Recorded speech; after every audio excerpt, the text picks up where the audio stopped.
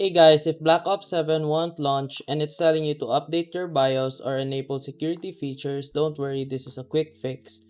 First, check if TPM 2.0 is already enabled on your PC.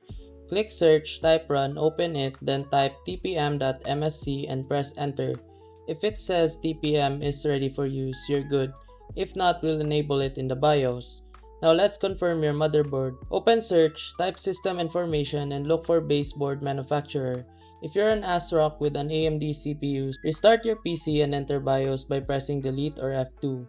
Inside BIOS, go to Advanced, then CPU configuration and enable AMD FTPM. Save and exit. Next, we check Secure Boot. Open System Information again. Make sure BIOS mode says UEFI and Secure Boot state is on. If it's off, go back into BIOS, open Boot, then Secure Boot and enable it. Once TPM 2.0 and Secure Boot are both on, restart your PC and Black Ops 7 should now launch without issues. If this helped, drop a like and subscribe for more quick fixes. And remember, if this video helped you fix something or saved you from wasting money, here's an easy way to support the channel.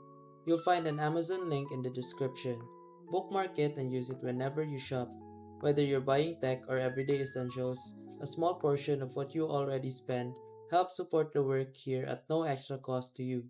And trust me, Amazon won't even notice. If you want to support directly, you can also buy me a coffee or check out the phone accessory store link below. Totally optional. That's it. Thanks for the support. Stay sharp and I'll see you in the next video.